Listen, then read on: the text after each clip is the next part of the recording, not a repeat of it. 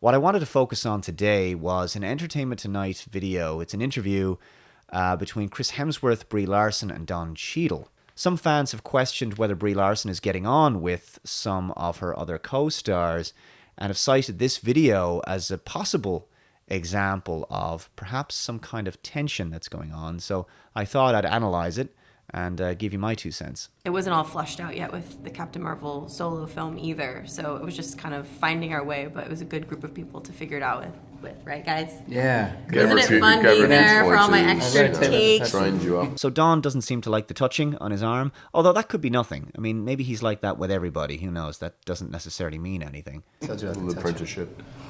I don't feel like she I actually took over. learned anything. So Chris Hemsworth basically makes the joke that they helped to train her up, kind of like an apprenticeship while she was working on Endgame.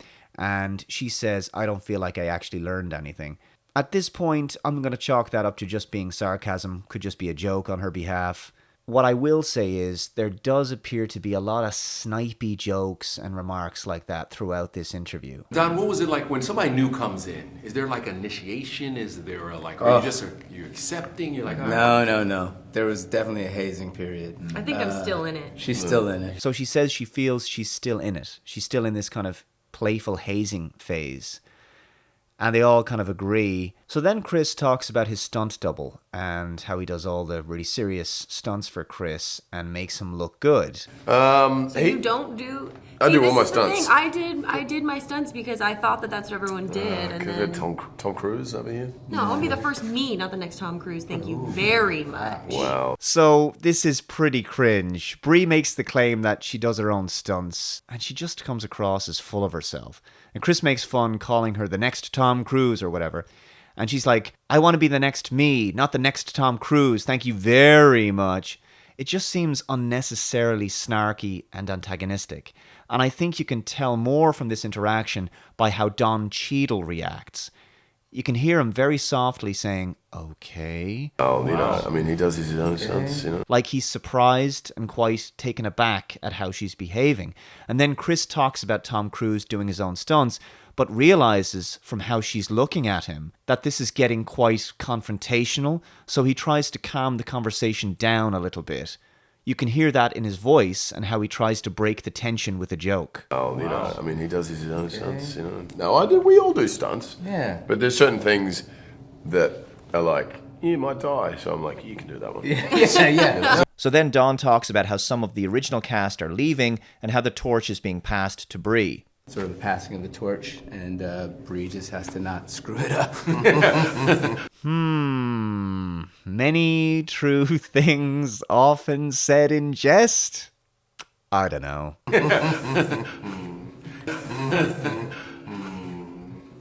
any pressure with that, Brie? No, being the new I kid? felt okay until he said it like that, and then now I feel a little scared. Yeah. Nothing is really flowing all that effortlessly in this interview, is it? But it's fine. It's really I fine. think No, thanks you've- for I jumping think on me. you- That's cool. And if you listen carefully in the background, you can hear Chris Hemsworth saying, I think you've quite successfully stolen the torch. Quite You're successfully gonna be stolen the torch and taken over. Now here's the part where things get really interesting. Is there any competition between the different sects, the different groups? Is there There's any no competition for me because I'm the strongest, so it's So she claims that Captain Marvel, her character, is the strongest. Let's see how that goes down. just kind of like a different... Oh, yeah, should let her think that, but yeah. It's not. As You I've are. said before, it's not. It's just a fact. It's not a personal opinion. Yeah, so this is the part of the interview where you kind of realize they're not actually talking about their characters anymore. No, And it's no, not a reflection on what you can't do, but it is also kind of a reflection on all that you it's can't do. just Oh, that condescending eye twitch. that you're just not that strong. But she's really smart, and But should we have a fight? That body language and those facial expressions, though. You can eat I bacon feel like like we're nobody's fighting business. right now. I think it's been an all-day thing. So this, to me, is the most telling part of the interview. I feel like this really puts everything else that's been said already in this interview in context. She says, I feel like we're fighting right now.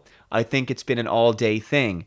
Now that statement is very telling. Again, many true things often said in jest. It's like the mask is slipping through the fake smiles at this point. The fact that she says, I feel like we're fighting right now, and then follows that up with, I think it's been an all-day thing. In other words, that possibly suggests they've been arguing all day behind the scenes. But imagine how bad it must have been, given that this level of animosity is spilling out in a public interview, where they should be able to behave professionally in front of the media. But it's all really coming out in these snipey, backhanded remarks. Anyway, long story short, we'll skip to the end of the interview. Not have a You stole panic our attack. hearts. Oh, Chris, that's really nice. That's sweet. I'm still stronger than you, though. You're not, though. So he says, you stole our hearts. Now, that could be meant as a playful compliment, a mild olive branch, or genuine sarcasm. She seems to take it as sarcasm, so read into that what you will, and then condescendingly says, oh, Chris, that's really nice. I'm still stronger than you, though. And he says, you're not, though. At that point, she doesn't even look at him. There's so much condescension, bitchiness, and snark in this interview. If this was all done as a joke, it certainly doesn't endear audiences in any way.